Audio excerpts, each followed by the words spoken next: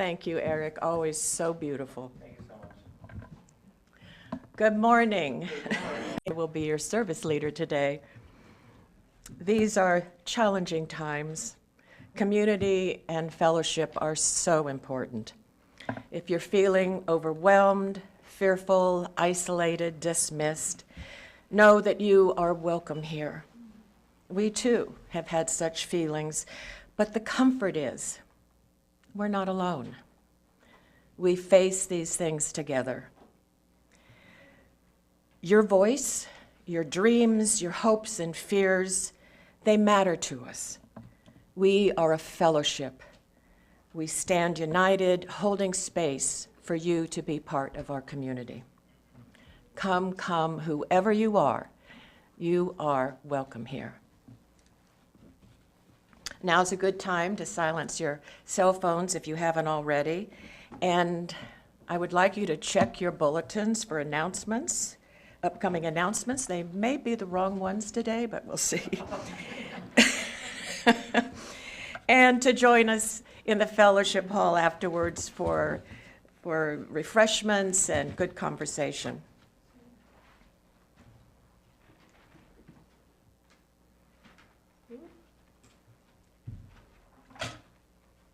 Okay, little matches.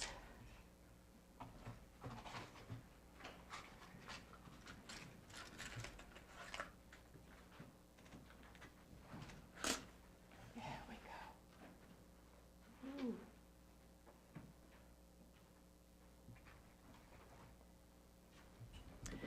The chalice lighting reading today is by Reverend Julianne Lepp.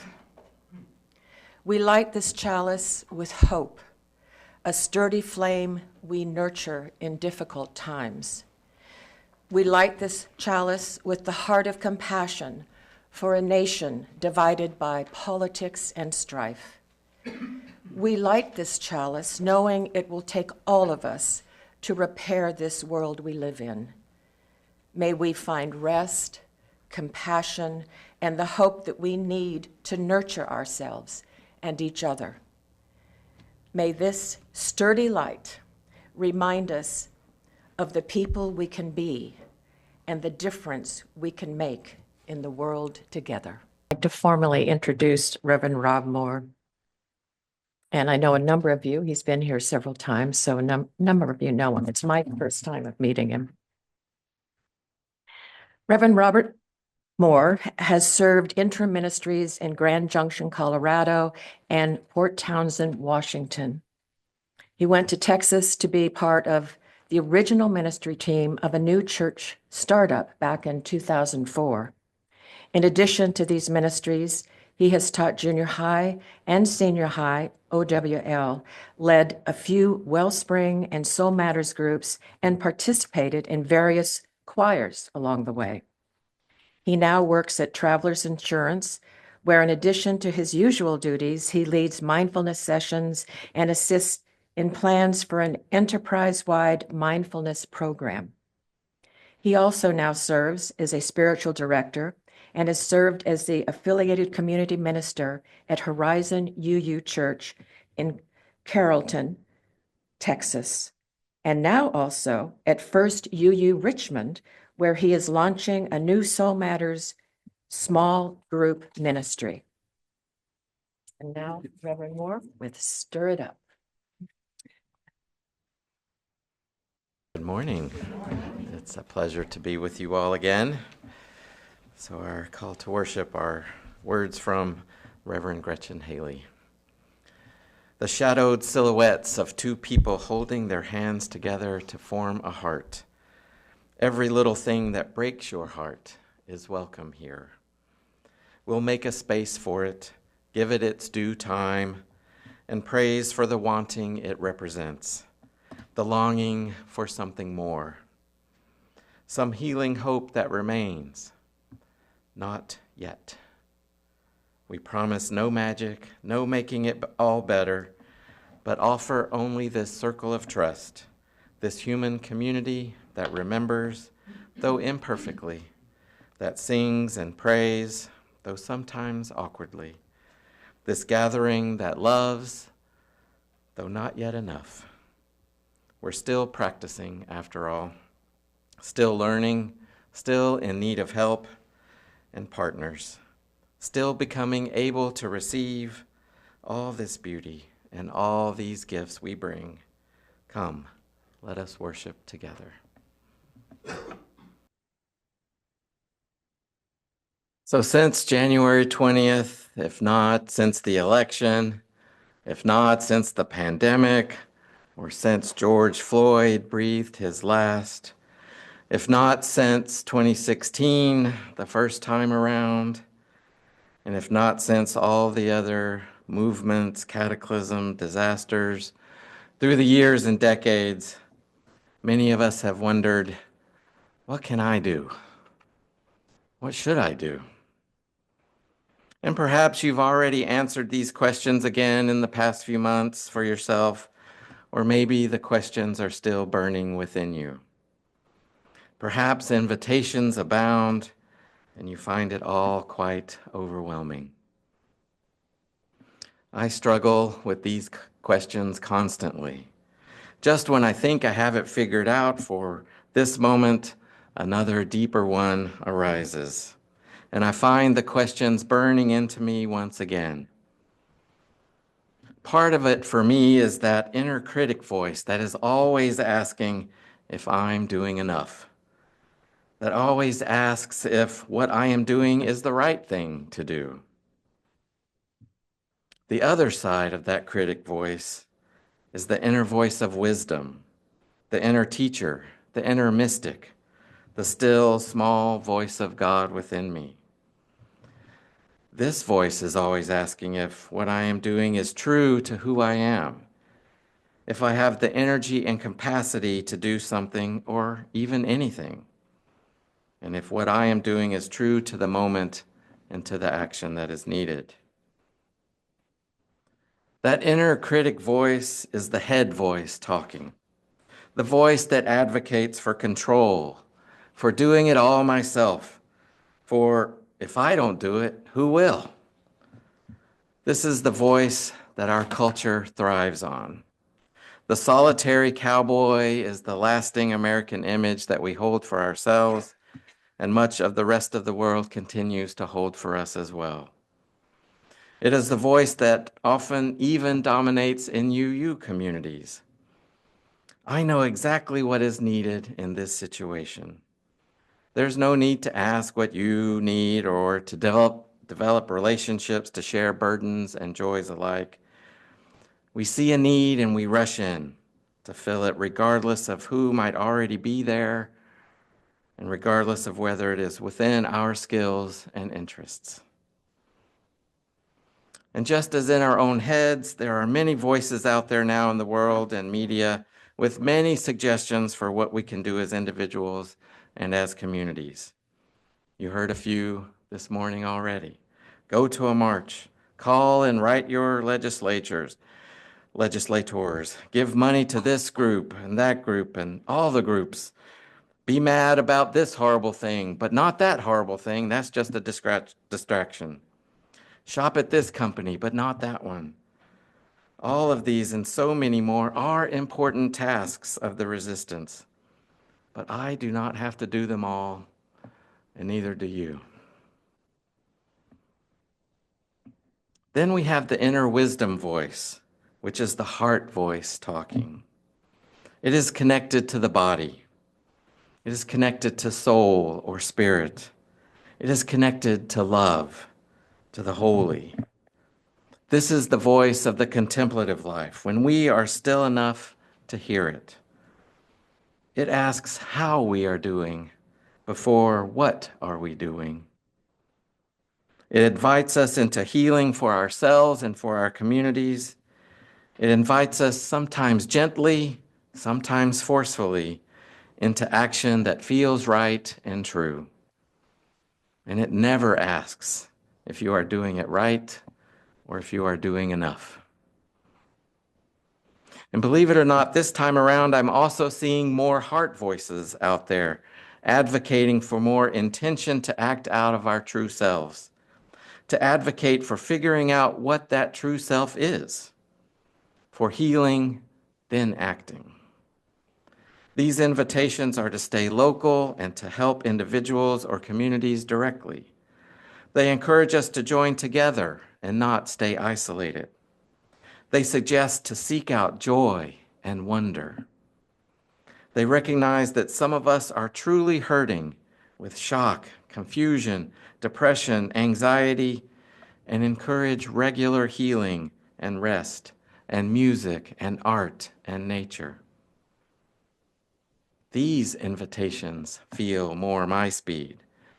They feel truer to me and to my spirit. And I'm not advocating for these for you over the other, sometimes more active invitations and offerings I mentioned before. The important point is to figure out which invitations are for you and which are better left to others, no matter what the culture, the media, the social media, and your own inner critic are telling you. Our reading this morning gave me get off your couch and do something vibes and inner critic head voice vibes on first reading. Stir it up. You cannot stand off from a fire that has died down and command it to flame up. You must get involved with it. But even on that first reading, I knew it was important for me, and I flagged it and saved it for later. And I sat with it longer and longer. I was able to hear that heart voice that was there all along, hear it more and more. Search around internally and externally for your gifts. Tune up your ear to listen for the voice of God. Tune out those voices and choices that stand in opposition to the voice and will of God for you. Find your creativity again, your dreams, your vision. Don't let traditional things be a barrier to stirring up the gift of God within you. And in that, I hear the call to slow down, if even for just a moment, to find your gifts no matter how small, and to listen to that voice of love dwelling inside each of us. I hear the invitation to creativity. Perhaps the old ways of resistance and revolution are not what is needed today. Perhaps what is needed is to find a new way, new tasks to light our way, new leaders to point the way. And perhaps it is the old ways of resistance, but brought forth and tweaked in some new way for today. I often wonder if some version of old civil rights era sit-ins and sing-alongs and other disruptions might be just what is needed today. I hear also the call to transcend the old excuses of time and age and ability and resources, and those are all too familiar to me. My inner critic always can find a way for me to sit around and do nothing, despite the inner wisdom's invitation towards something creative and something in my capacity to accomplish. Sometimes, obviously, these limitations are important pieces of self-awareness that we must consider in discerning which invitations to accept. I know I have limitations around being in large groups of people, which is why I don't flock to marches and protests every other weekend. And that's just one example of knowing our limitations. And at the same time, we must not let these limitations stop us from finding alternatives that are also there for us. One great task in these, and really in all times, is figuring out which voice is speaking in any one moment. While this is hard enough on its own, once we figure out which voice we are hearing, we must then learn how to respond to each voice. How can I quiet that inner critic voice, the head voice? How can I hear and amplify the inner wisdom voice, the heart voice? And when I hear the questions, how do I know which voice is speaking? The answer for me is always spiritual practice. As you have heard me say a few times now, whatever practice that we engage in, the important piece is the turn inward but not away, to regularly come to stillness and silence. And this stillness and silence is not necessarily the absence of motion or of sound. Some of my deepest and most regular practices are full of activity, running and lifting weights, full of sound, listening to and singing music.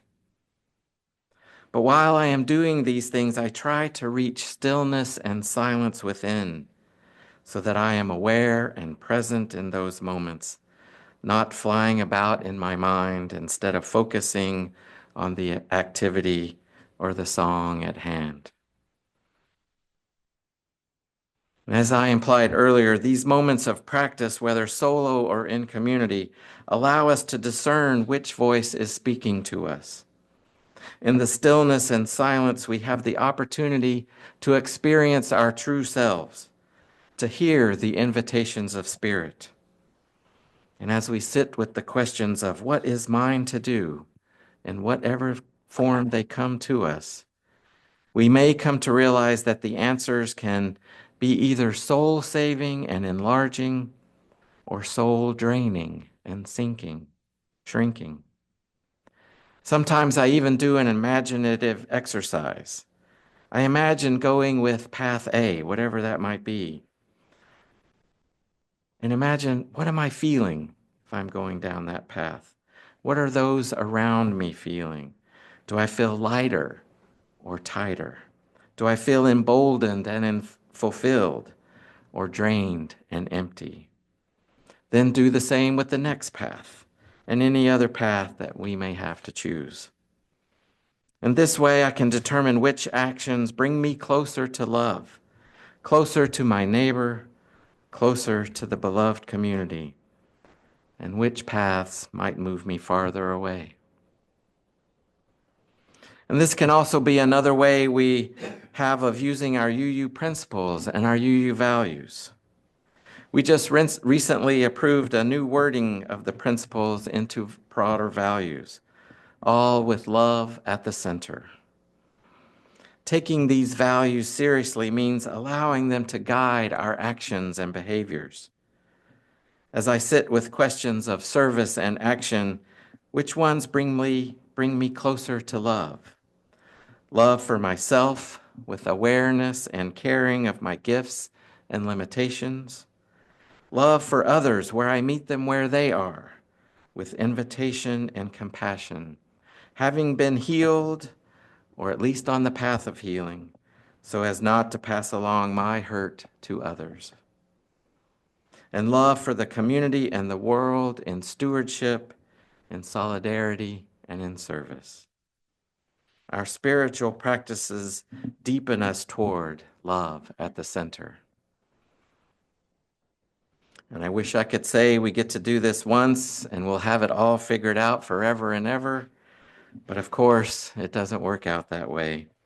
If we are lucky enough to find that stillness and silence within long enough to answer the invitations this moment bring to us in a way that feels true and authentic for our gifts and our limitations, we are not guaranteed that answer will still fit the next invitation or the next moment of crisis.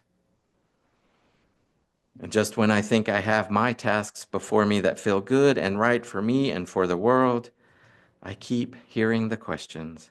I keep seeing so much need and keep being bombarded with messages that I need to do more or I need to do differently.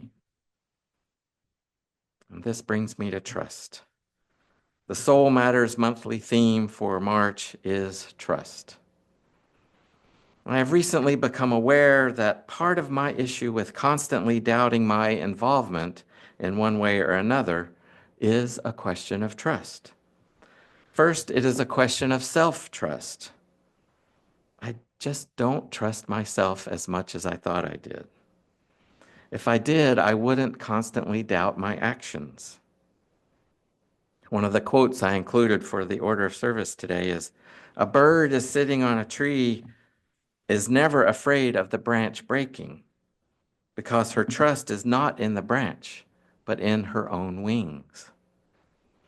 I realize that I far too often put my trust in the branches, and therefore doubt creeps in constantly. And so now I'm trying to trust in my own wings, trust in my own spiritual practices, in my own gifts. It is just another form of surrender for me.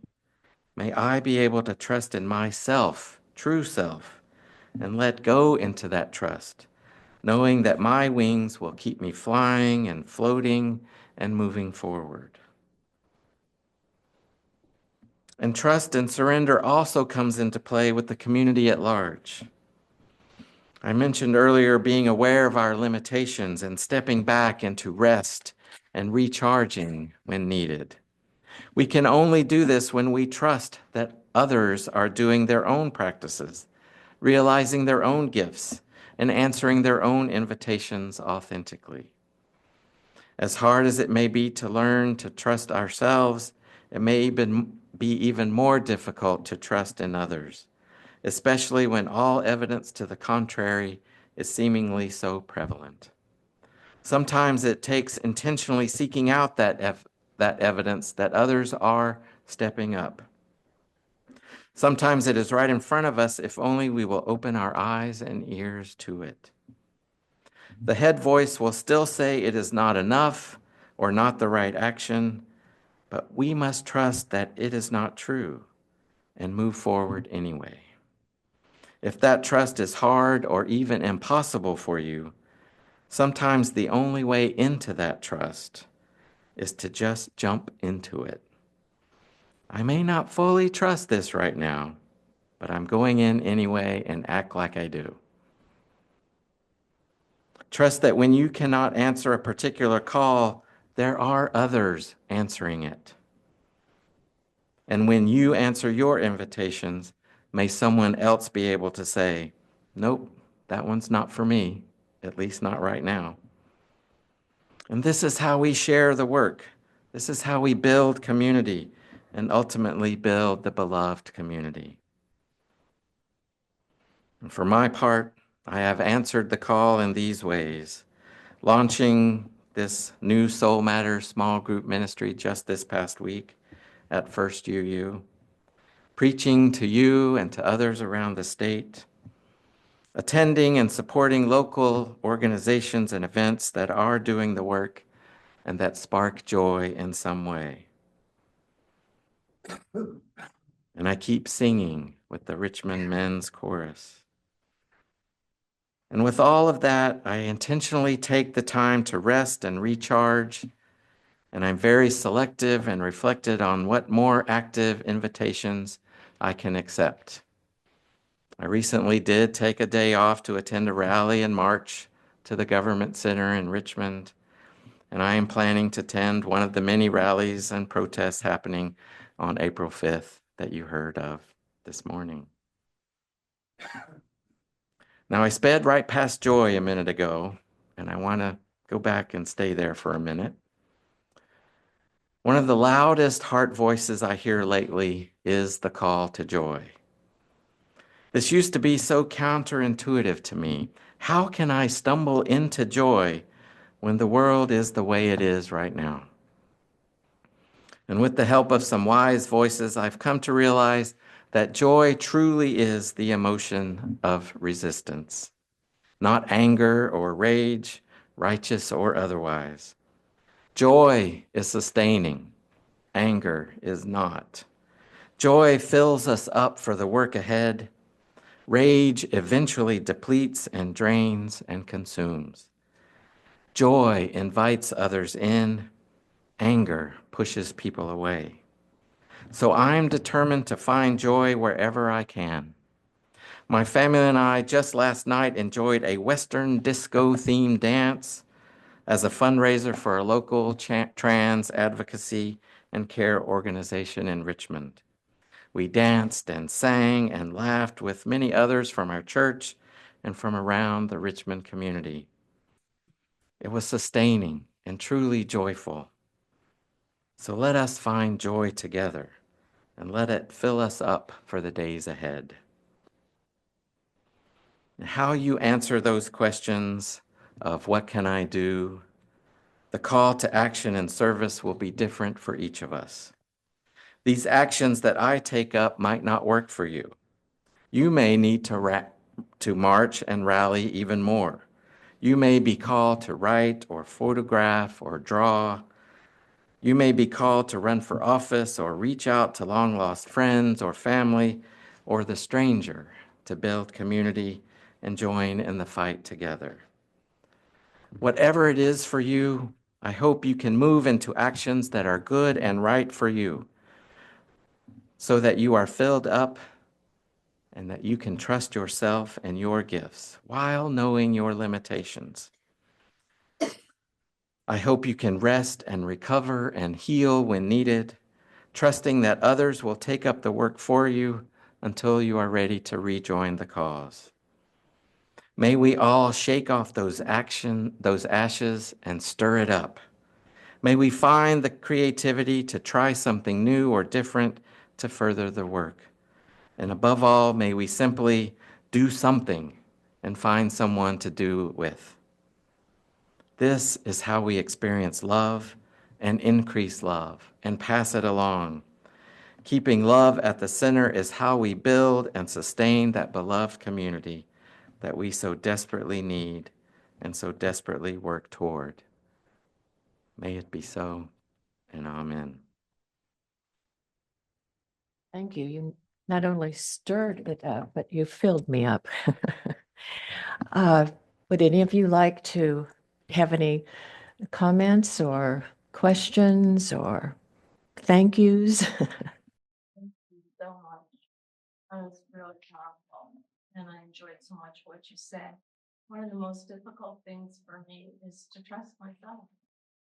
And a lot of times I will constantly be going through my mind, is this the right way to go? Am I doing the right thing? Why do I feel like I can't do this? And so bringing it forth in the way that you did was really very, very helpful. So thank you. It was a wonderful sermon. Thank you. Good, thank you.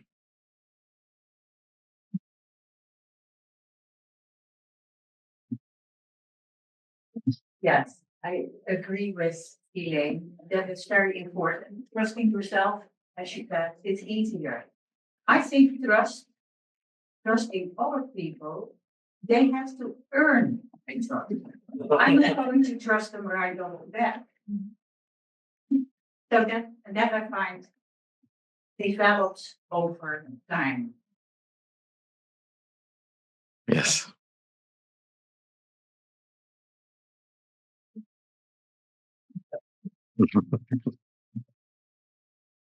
Love what you said about the head voice and the heart voice. The heart voice is wisdom. And the way I tell for myself,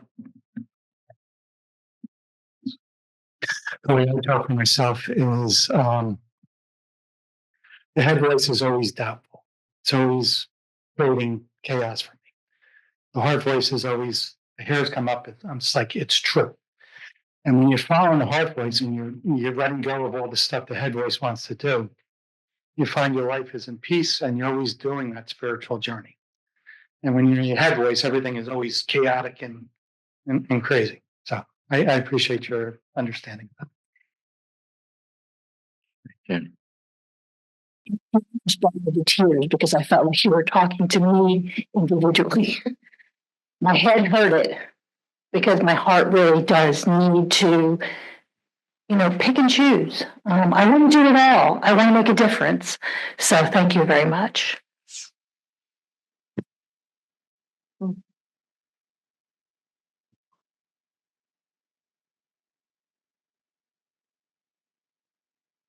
Didn't go gently into that dark night. As horrible as sometimes feels like that dark night is enclosing around us. And when we say rage against the dying of the light, it doesn't have to be an angry rage. It can be energy of your light coming through to light up that darkness.